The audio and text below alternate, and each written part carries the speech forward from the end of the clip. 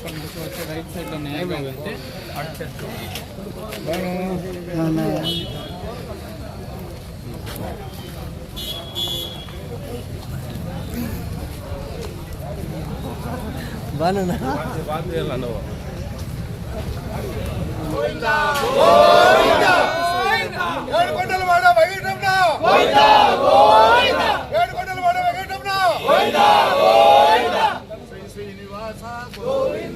వెంకటరమణ గోవింద వడ్డికాసులవాడ గోవింద వసుదేవతనయ గోవింద బిల్వపత్రార్చిత గోవింద భిక్షుక సంస్కృత గోవింద రక్షక గోవింద ఆపద్బాంధవ గోవింద శ్రీ శ్రీనివాస శ్రీ వెంకటేశ గోవింద గోవింద హరి గోవింద గోకుల నందన గోవింద గోవింద హరి గోవింద గోకుల నందన గోవింద గోవింద హరి గోవింద గోకుల నందన గోవింద దేవతయ్య గోవింద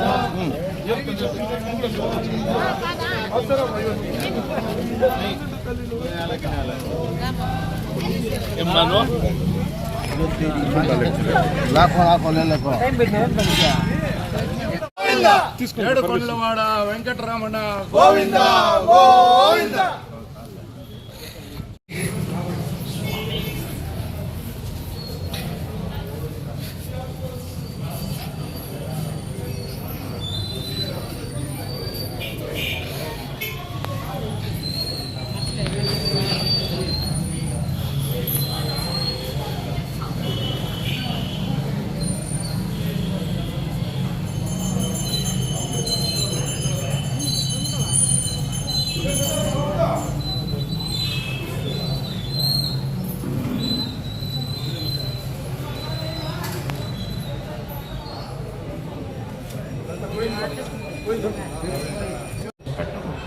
బయట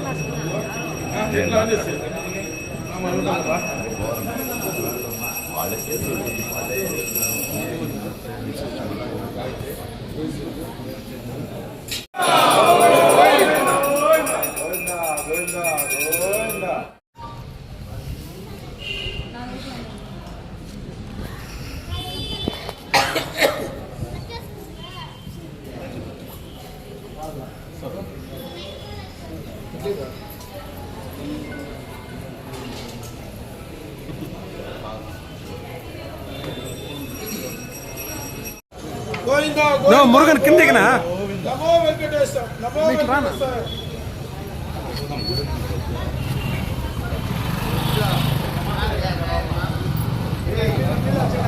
ఇది వైసీపీ పార్టీనా అట్లా ఉంటుంది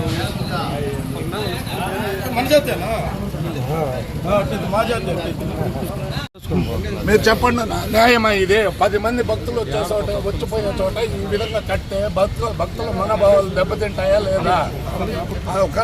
ఒకవేళ జరిగేది వెనకటికి జరిగిందినా మేము కాదనట్లా, ఏ తీర్పైనా రాని, కానీ ఈ మరి ఒక గుడికి రానిచ్చి ఒక బ్యానర్ కట్టేది ఎంతవరకు సబబు? అప్పుడేమి హిందువులు మేమంతా హిందువులు లేరా? వైసీపీలో హిందువులు లేరా? వైసీపీ పెద్దలోని రాశారు దాంట్లో, వైసీపీ పెద్దలోని రాశారు దాంట్లో. ఇప్పుడు ఎంత చంద్రబాబు నాయుడు ఎంత దోచుకున్నాడు? ఆ లెక్కన అయితే రూపాయికి ఎకరా అమ్మేసి ఎన్ని వేల కోట్లు ఇచ్చినారు వాళ్ళకి? ఏమన్నా చెప్పునా నువ్వు? మేము ఇది మీరు ఈ రోజు తీపించలేదంటే ఖచ్చితంగా రేపు మా బ్యానర్ ఉంటుంది. ఈ రోజు సాయంత్రం లోపల ఈ బ్యానర్ ఉంటుంది.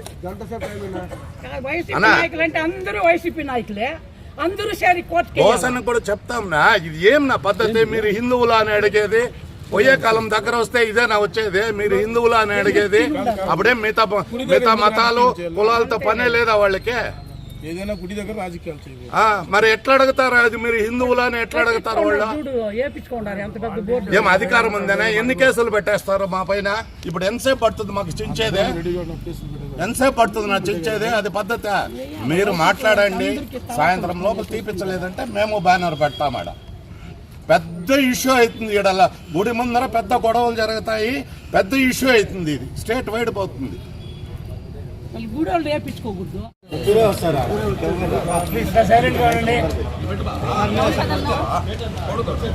అందరికీ నమస్కారం. ఓం నమో వెంకటేశాయ.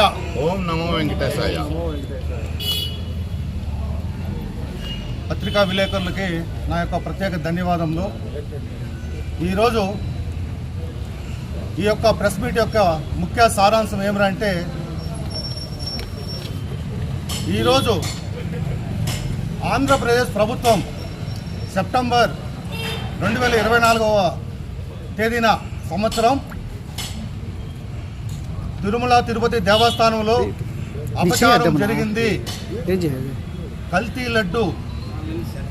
లడ్డూలో కల్తీ జరిగింది అని చెప్పేసి కూటమి ప్రభుత్వం చంద్రబాబు నాయుడు గారు ఒక అభాండం వైఎస్ఆర్ కాంగ్రెస్ పార్టీ పైన నిందలు మోపడం జరిగింది.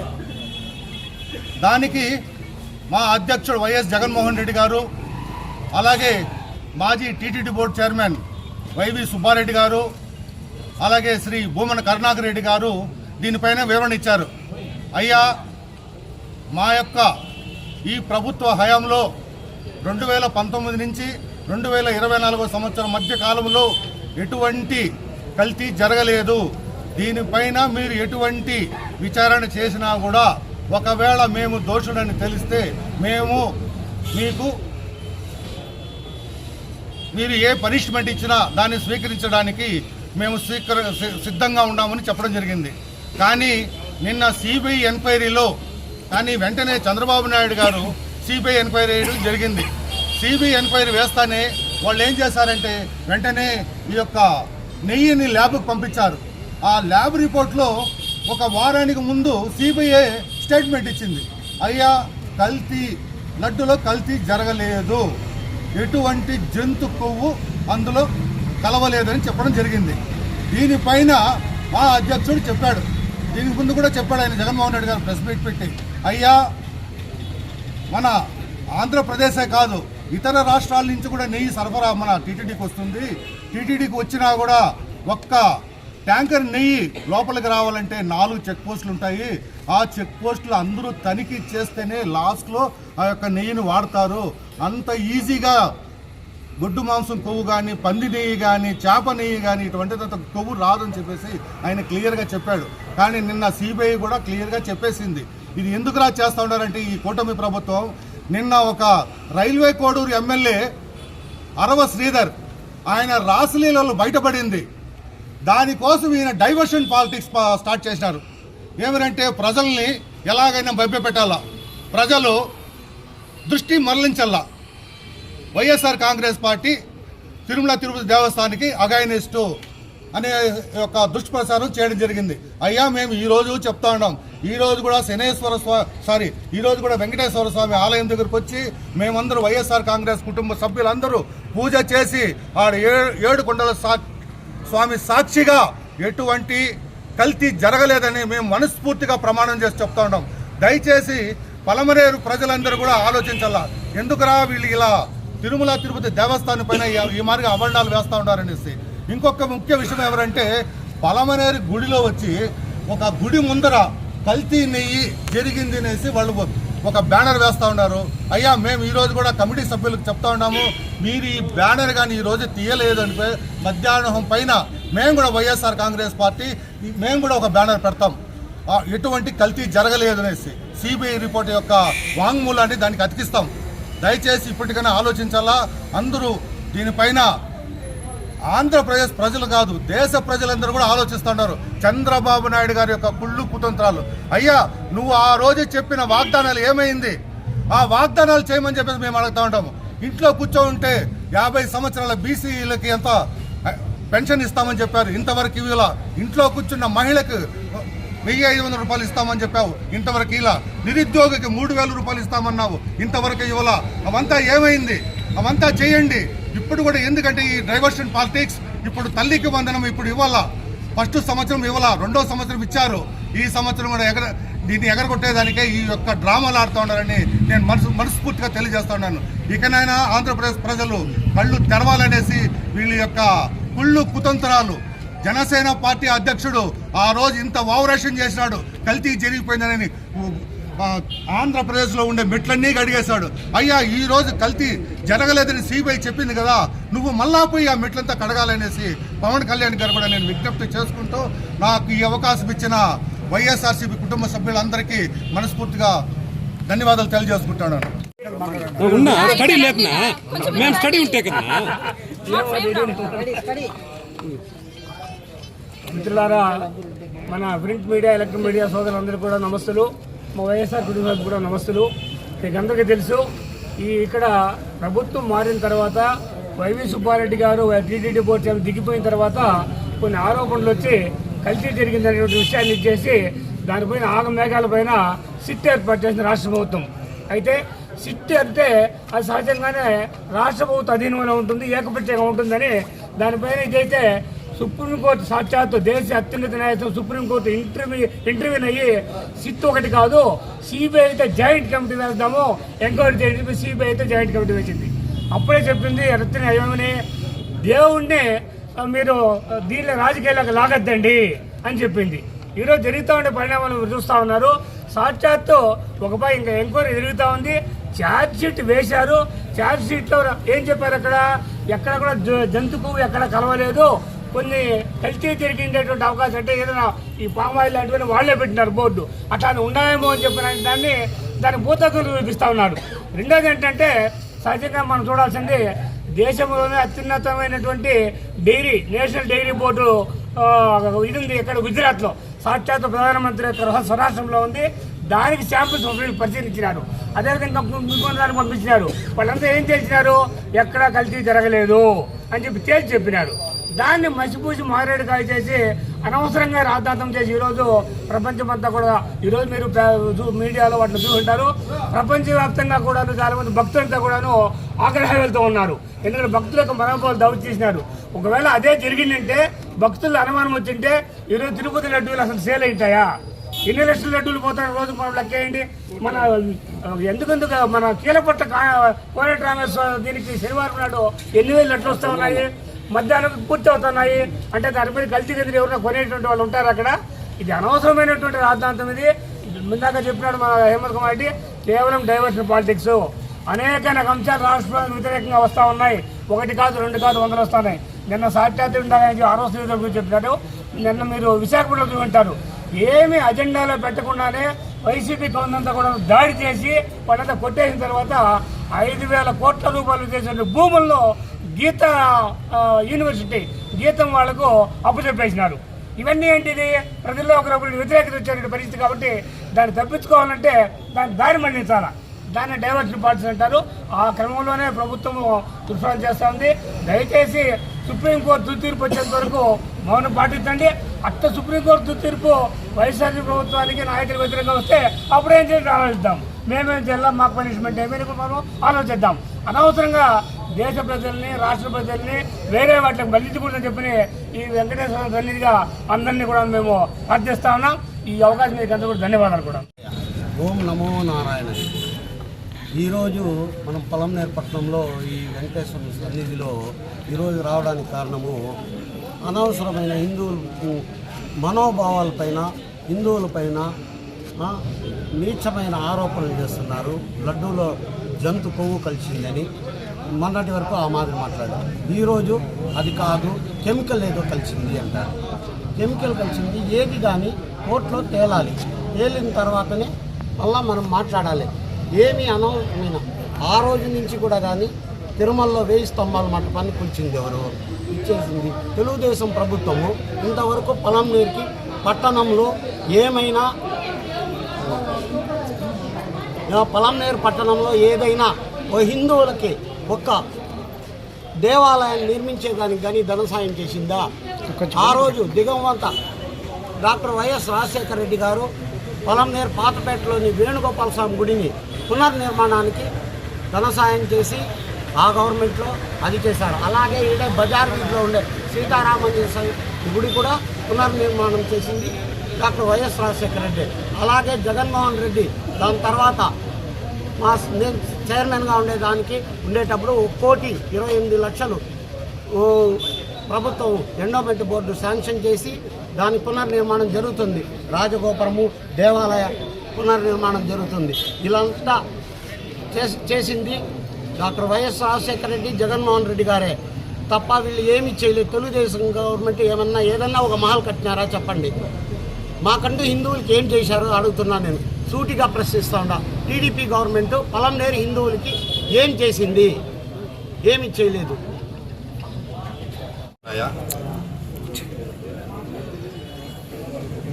గత 2 రోజులుగా మన ఆంధ్ర రాష్ట్రంలోనే కాదు, భారతదేశ చరిత్రలో ఒక సంచలనాత్మక విషయం మన సెంట్రల్ బ్యూరో ఇన్వెస్టిగేషన్ ద్వారా బయటకు వచ్చింది. అదేమిటంటే తిరుమల తిరుపతి దేవస్థానం వారి లడ్డూ ప్రసాదంలో ఎటువంటి కల్తీ జరగలేదని, ఎటువంటి జంతు అవశేషాలు లేదని మరి సిబిఐ వారు సుప్రీంకోర్టుకు ఛార్జ్షీట్ ద్వారా తెలపడం జరిగింది. మరి ఈ పరిణామంలో ఈ కూటమి ప్రభుత్వ నాయకులు వెంటనే ఉలిక్కిపడి నిద్ర లేచి తడబాటుకు లోనై తత్తరపడి ఆగమేఘాలపైన మళ్ళీ తిరిగి వెంకటేశ్వర స్వామి గుడికి వస్తున్నారు. ఇది ప్రజలు బాగా గమనించాలి. నిన్న మన పొలమనేరు పట్టణంలో కూటమి పెద్దలందరూ కలిసి వైఎస్ఆర్ కాంగ్రెస్ పార్టీ వాళ్ళు క్షమాపణ కోరాలి, మీరు తప్పు చేశారు అని చెప్పారు. మేము కాదు తప్పు చేసింది, సిబిఐ యొక్క రిపోర్టు వచ్చిన తరువాత మీకే అంతర్మదనం మొదలై లేనిపోని అపచార ప్రచారం చేసి విష ప్రచారం చేసి మరి ఈరోజు దేవుణ్ణి మనం క్షమించమని అడుక్కోవాలని చెప్పి మీరు వచ్చి వెంకటేశ్వర స్వామిని క్షమించమని కోరారు. మరి మేమెందుకు తప్పు చేయలేదు? మేమెప్పుడూ తప్పు చేయలేదు. ఒకవేళ చేసి ఉంటే సుప్రీంకోర్టు నిర్ణయం అనేది త్వరలో వెలువడుతుంది, అప్పుడు మాట్లాడాలి. కానీ రాకముందే మీరు తప్పు చేసేశారు, వైఎస్ఆర్ కాంగ్రెస్ పార్టీకి సంబంధించిన వాళ్ళందరూ హిందువులు కాదు, మరి జగన్మోహన్ రెడ్డి ఒక హిందువేనా, ఈ విధంగా మాట్లాడడం చాలా దుర్మార్గం. అంతేకాక ఈ పలమనేరు పట్టణంలో ఈ వెంకటేశ్వర స్వామికి గుడికి ఒక ప్రత్యేకత ఉంది. ఇక్కడున్న ఈ వీధిలో పరిసరాల వారైతేమి, బజారు వీధిలో ఉన్న ఆర్య వయసులు అందరూ కూడా దాన్ని ఎంతో నిర్మాణాత్మకంగా ఎంతో పవిత్రంగా పూజిస్తున్నారు. మరి వారే కాకుండా ఇతర ప్రాంతాల నుంచి రోజు వందలాది మంది ఈ వెంకటేశ్వర స్వామిని దర్శించుకోవడం జరుగుతుంది. మరి ఇందరి మనోభావాలకు వ్యతిరేకంగా గాలి గోపురం పక్కనే ఒకవైపు సుప్రీంకోర్టు తీర్పు రాకుండానే మీరు ఇది మహాపాపం నిజం అని చెప్పి మరి కల్తీ నెయ్యి కల్తీ జరిగిందని చెప్పి బోర్డు పెట్టడం, ఇది ప్రజల మనోభావాలను దెబ్బతీయడమే. ఈరోజు మాకు పెద్ద పనేం కాదు, మాకు ఉన్న పరిధిలో మా కింది స్థాయి నాయకులు మాత్రం వచ్చాం. మీలాగా మేము ప్లాన్ చేసుకుంటే వేల మంది వచ్చేవారు ఈరోజు ఇక్కడికి. కానీ దీన్ని రాజకీయం చేయకూడదు, మనం సాధ్యమైనంత వరకు దేవునికి భయపడాలి, వీళ్ళకెవరికి భయపడే అవసరం లేదని ఉన్న ఒక 200 మందితో మేము ఇక్కడికి రావడం. ఇక్కడ ఉన్న వాస్తవాలు నెయ్యి కల్తీ జరగలేదని ఈ మీడియా ముఖంగా చెప్తున్న వైఎస్ఆర్ కాంగ్రెస్ పార్టీ తరఫున. కాబట్టి భవిష్యత్తులో ఆ వెంకటేశ్వర స్వామి సుప్రీంకోర్టు న్యాయమూర్తి ఆయన రూపంలో తీర్పిస్తాడో, లేదు రాబోయే ఎన్నికల్లో ప్రజల రూపంలో ప్రవేశించి మీ అందరికీ బుద్ధి చెప్తాడో అనేది కాలమే పరిష్కరిస్తుంది. దయచేసి అంతవరకు ఆగండి. అంతేగాని మీరు లేనిపోని నిందలు వేసి మీరు హిందువులా అని మమ్మల్నంతా కూడా మీరు మాట్లాడటం సరికాదు. అంతేకాకుండా ప్రతి విషయానికి ఇందాక పెద్దలందరూ చెప్పినట్లు డైవర్షన్ పాలిటిక్స్ చేస్తున్నారు. ప్రతి విషయంని జగన్మోహన్ రెడ్డికి ఆపాదించడం, లడ్డూలో కల్తీ జరిగిందని చెప్పడం, భూ సర్వేలో జగన్మోహన్ రెడ్డి ఫోటో వేసుకున్నారని చెప్పడం, మరి ఈరోజు మీరు మీ రేషన్ కార్డులో చంద్రబాబు నాయుడు ఫోటో వేసుకోలేదా? ప్రతి ఒక్క విషయంలోనూ జగన్మోహన్ రెడ్డిని మీరు టార్గెట్ చేయడం మంచిది కాదు. ఇందులో మనోభావాలు దెబ్బతీయకండి. భవిష్యత్తులో కాలమే నిర్ణయిస్తుంది. ఆ ఫ్లెక్సీని తొలగించకపోతే వైఎస్ఆర్ కాంగ్రెస్ పార్టీ తరఫున పెద్ద ఎత్తున ఉద్యమం చేపడతామని మీరు దయచేసి ఒక్కసారి ఆలోచించుకోండి. మీ మనసుకి గుడి దగ్గర, గుడి ముందర పవిత్రంగా దేవుడి భక్తి కోసం వచ్చే ప్రజల మనోభావాలు ఏ విధంగా దెబ్బతింటాయని ఇంకిత జ్ఞానం లేకుండా కూడా మీరు ఒక ఫ్లెక్సీని ఏర్పాటు చేయడం చాలా నీచమైన పని.